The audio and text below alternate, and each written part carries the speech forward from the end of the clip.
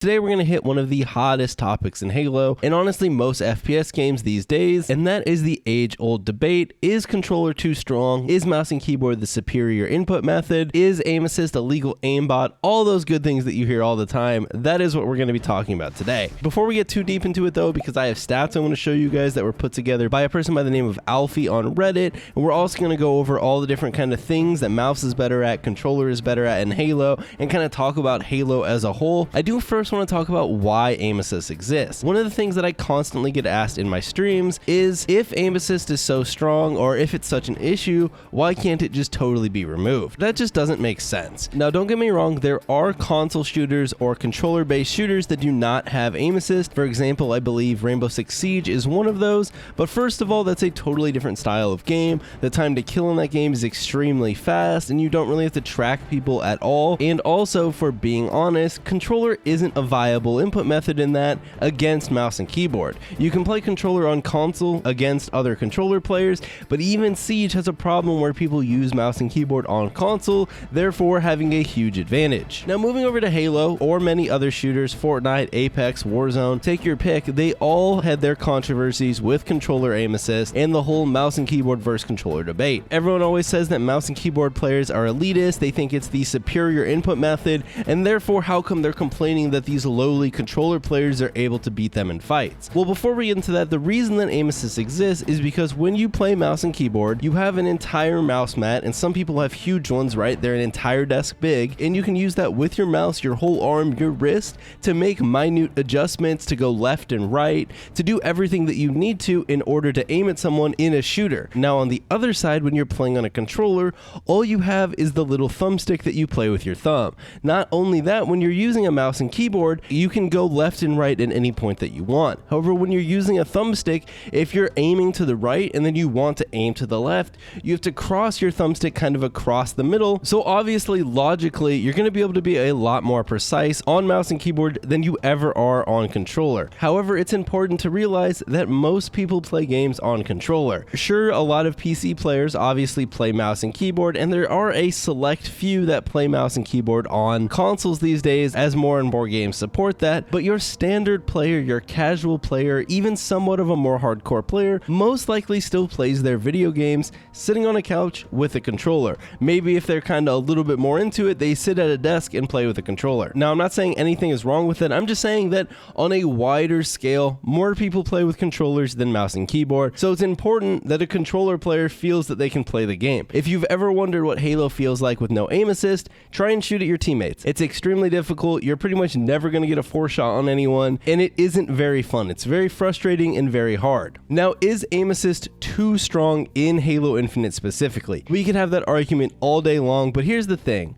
I actually don't think it is. Halo Infinite's aim assist feels much lower than some of the previous Halo games, and at times it can actually be pretty difficult to aim at your opponent, and I think there is a good skill gap in Halo Infinite. If they were to lower the aim assist more than it currently is, while I think your top-end player would still be able to compete, your average player would have a lot of frustration trying to aim at people and trying to shoot at people, and as much as top-end players want the game to kind of be catered toward them, if you want the game to have a healthy population and player base, all players need to be able to have a good time when they're playing the game, even if they're slightly lower skilled. Sure, in a 1v1 versus you might still be able to beat them, but you want them to be able to play the game, be able to aim to a certain degree, and not be frustrated all the time. So that's kind of why I don't think that you could even nerf aim assist in Halo Infinite currently. And that's just talking things like the battle rifle. The sniper rifle in this game on controller is already extremely hard to use. I can't even imagine if that had less aim assist than it currently does. Now that out of the way, let's talk about some of these stats. So we're going to look at these stats by Alfie, and as you can see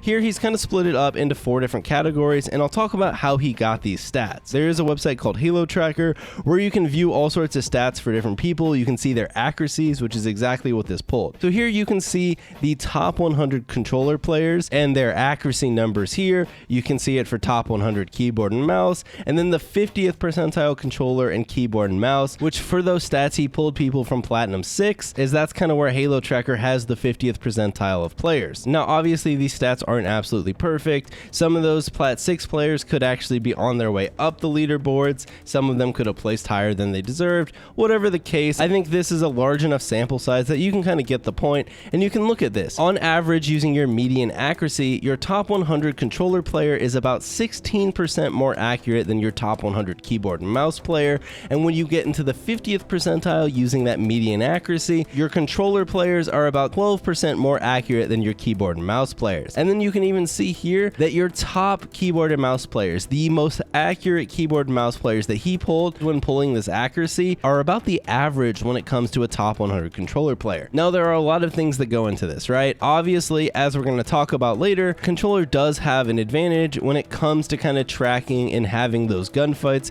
so it does make sense that they're going to have higher accuracy. Mouse and keyboard's advantages come in other ways. It's also important to note that Halo has been a controller game since its inception, and a lot of the top 100 controller players are either existing Halo pros, top amateur Halo players, or in a lot of cases, controller pros from other games, whether it's Call of Duty, Apex, etc. So a lot of these guys are very well versed on controller in a style of shooter that Halo would be kind of familiar to. They're going to be able to hop into this and be a lot more accurate right off the bat than someone that's coming from keyboard and mouse that was maybe playing Valorant or something like that. And obviously, a lot of the top 100 keyboard and mouse players aren't necessarily existing Halo professionals. I think what's more important to look at here, though, is the 50th percentile. Like I said, with the top 100 players, it kind of makes sense why controller might be a good bit higher than keyboard and mouse. But when looking at the 50th percentile controller player and the 50th percentile keyboard and mouse player, these are kind of your bog average players, and so therefore when you're looking at this data, you can see there are a good amount of keyboard and mouse players that are better than the average controller player there, but on average, like we talked about earlier, those controller players are going to be a lot more accurate, which makes a big difference in gunfights. As much as aiming isn't the only thing in Halo, and we'll talk about that later, at the end of the day, you do need to win your gunfights. So those are kind of the stats. I wanted to point them out, kind of talk about how Alfie got them, and kind of explain what some of this stuff means. Now let's kind of talk about what advantages a controller player has and what advantages a keyboard and mouse player has, because when I'm streaming, one of the most common questions I get and the most common questions I see asked all over Twitch when people are streaming is, should I play mouse and keyboard or should I play controller? The short answer is play whatever you want. Unless you're aspiring to be a Halo professional, it really doesn't matter. You can play on whatever input method you find the most enjoyable, whatever you're most comfortable on, and you'll be able to compete in the ranked ladder, especially if you're playing solo and duo queue anyways, as keyboard and mouse and controller are split between the two different queues. Now that said, let's first talk about the advantages on mouse and keyboard, because don't get me wrong, they definitely have some. The three main advantages that I think mouse and keyboard has is the ability to turn around on a dime. You can turn around much quicker, you have more control over where your character is looking at all times, making it easier for you to clear corners or turn around if someone catches you off guard, or just kind of be more aware while you move around the map. Another main advantage that mouse and keyboard has with the precision of the mouse is, since when you're throwing grenades, you're generally not aiming directly at an enemy, a mouse and keyboard player is going to have a lot better luck throwing their grenades exactly where they want them to go. Likewise for things like equipment, so you're going to be able to use your equipment a lot more effectively, whether it's a grapple shot and you're able to quickly flick to grapple off of something, or you're able to look at the ground real fast, repulse, and then get your aim back to body or head level. You can do this stuff a lot quicker on keyboard and mouse, and in Halo Infinite, this definitely does give you some advantages on mouse and keyboard. There's also obviously sniping. I talked about this a little bit earlier, but sniping in Halo Infinite on controller is already hard enough, but that is an advantage that mouse and keyboard had even back in MCC. You're going to be able to hit no scopes a lot more effectively on mouse and keyboard, even though no scoping has been nerfed to a certain degree, and even longer range sniping, once you get used to it, it's going to be a lot more effective on mouse than it is on controller, because you just have a lot more control. Same goes with long range precision. As you get further away from someone when you're in a gunfight, aim assist becomes less useful. You need to be a little bit more precise, and you can do that on mouse and keyboard. The alternative to that, though, is close range, and we'll talk about that when we're talking about the advantages on controller. Another big advantage, in my opinion, to the mouse and keyboard not only obviously comes from the sniper that we talked about, but is also all the other power weapons, whether it's the rocket launcher if you're playing ranked, the cinder shot, and a variety of the other utility weapons. These weapons actually become a lot more effective on mouse and keyboard as you have more precision. With the rockets, you can more easily shoot exactly where you want them to go, and you have a lot more control over it. Same with the cinder shot. Even using something like like the Sentinel Beam, you're going to have a little bit more accuracy with it at longer ranges. And some of the shotguns like the Heat Wave or the Bulldog, you can kind of flick around faster using mouse and keyboard, and it might give you a little bit of an advantage. Same with something like the Energy Sword or the Gravity Hammer. Being able to flick your screen all around and turn around even faster is going to make these weapons more effective than when you have to slowly turn around on a controller. Now, I don't think the advantages are huge for some of the things like the Sentinel Beam or the shotguns or anything like that, but there definitely are notable advantages on mouse and keyboard for the actual power weapons. You can kind of get my point. The mouse and keyboard has a lot of advantages for weapons outside of the battle rifle or outside of the assault rifle / sidekick, which are unfortunately the weapons you are going to be using most of the time when you're playing a Halo game. So those are kind of the main advantages that I think that mouse and keyboard players have when they decide to obviously use that input method. Now, on the other hand, the controller definitely has some advantages, and the most important and most key one being the short to mid-range gunfight. Whether you're using the BR because you're playing ranked or you're using the AR in quick play, the tracking you can do on a controller with that aim assist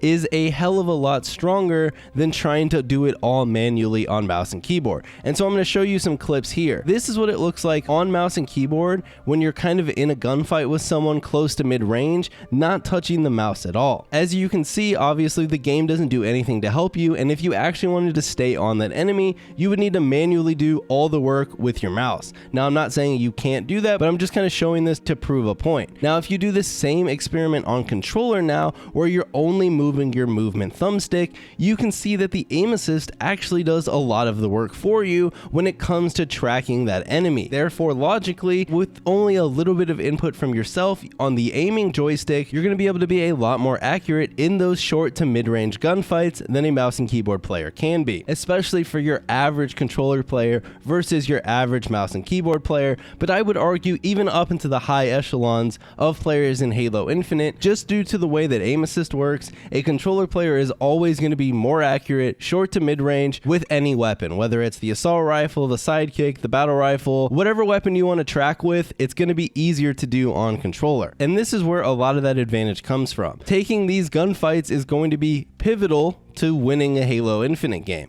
You have to be able to get kills to be able to kind of create advantages on the map, and even if you have perfect positioning and great map awareness and map movement and everything, at the end of the day, you have to win gunfights. Obviously, you can win plenty of gunfights on a mouse, but if on average you can win more fights in that same range on a controller, it's going to put you at a slight advantage over yourself or over another mouse and keyboard user. Kind of piggybacking off of the tracking on controller, one thing I want to note too is that Halo Infinite has a very high strafe speed, which on controller is kind of alleviated a little bit by the aim assist, but when you are playing on mouse and keyboard, it can make trying to track those characters strafing so quickly kind of difficult. Now again, not saying that's impossible, but it's just something to keep in mind, as that is one of the advantages that the controller has. Another big advantage that I think controller has is movement, and this one gets talked about a lot less. So on mouse and keyboard, when you have movement, you just have the W, A, S, and D keys. These only have one movement speed, on or off. Unlike a controller where you have a full joystick that has a whole variety of different speeds that you can kind of put in based on how far you push the joystick in what other direction you want to go. This is going to give you a lot more fluid movement and make it a lot easier to do those super precise movements that you want to do that you can't necessarily do on mouse and keyboard. That said, you can do some pretty cracked AD strafing on mouse and keyboard, as it's going to go full speed, as opposed to having to flick your joystick fully back and forth repeatedly. But overall, I think movement just feels a lot more fluid on controller, and you just have so much more control over your movement on the controller than you do on mouse and keyboard. But overall, I think those are kind of your main advantages for each input method. Though, like I said, Halo is more than just aiming, and in a lot of cases, I think people just blame the input method they're playing on rather than kind of realizing that they're making a lot of mistakes outside of just purely aiming. To maximize your skill in Halo, there's so much more that goes into the game over just raw aiming, whether it's movement, your positioning on the map, your team play with your teammates, your control of power weapons and power-ups, everything like that and more all combines into what makes a good Halo player. And in a lot of cases, I think that whether you're on a controller player blaming a mouse and keyboard player because they 180'd you and absolutely blamed you, or you're a mouse and keyboard player who just lost a BR fight, there's a lot of blame that goes into input methods that actually is misplaced, and you probably lost that fight because of mistakes that you made prior to even getting into the fight. Now, that said, obviously, we talked about the accuracy and everything like that, and when people come in and ask me what I play on controller. But when it comes to input methods and what you want to play on, it's totally up to you. Don't let other people tell you you can't play a certain input method. Mouse and keyboard is perfectly viable to play in matchmaking, especially if you're not even playing ranked. If you're just playing social, it doesn't even matter. And as you get into ranked, obviously, if you play solo duo, you don't even face the other input method, and there are plenty of players that have grinded up the open ranked ladder playing mouse and keyboard. It's not impossible, the learning curve is just a lot higher. I think one thing that controller does very well is it's easy to pick up and play with, whereas mouse and keyboard in any shooter, but especially Halo, has a large learning curve that you really have to kind of master and put a lot of hours into before you can start to get the hang of it and compete more effectively with those controller players or just other mouse and keyboard players. The only time I really think it matters, and this is something we're only going to see over the years to come, is in professional play. If you aspire to be a Halo pro, currently every Halo pro and pretty much every Halo amateur plays on controller. Now, obviously, Halo had been a controller game for years to come before it came to PC and before Halo Infinite came out, so I will be interested to see if some mouse and keyboard players kind of pop up as they have time to kind of master the input method, but right now, basically, the whole competitive scene is controller-based. So that is something to keep in mind if your short-term goals or your long-term goals are to be a competitive Halo player. If that is the case, then maybe you should be playing on controller, or at least kind of take a long, hard thought about the different advantages of the different input methods and decide whether or not you think that you can make those improvements on mouse and keyboard to be able to compete at the highest level. Like I said though, if you're not trying to be a Halo pro or a competitive Halo player, just play on whatever is comfortable for you and whatever you find the most fun. At the end of the day, Halo's a video game, and you should enjoy what you're doing, and don't let other people kind of ruin your fun by talking down upon the input method that you're using. I hope you guys enjoyed the video. I hope you guys enjoyed the stats that Alfie put together. I found them very interesting, and you'll have to let me know in the comments below. Do you guys think the controller is too strong? Does it need nerfs? How do you think keyboard and mouse feels in Halo Infinite? As always, if you guys enjoyed the video, you know what to do. I now stream on YouTube, so you can catch me live Tuesdays, Thursdays, and Saturdays, and you should also follow me over on Twitter and Instagram, where I do giveaways and post all sorts of cool pictures. And with that said, I'll see you all next time.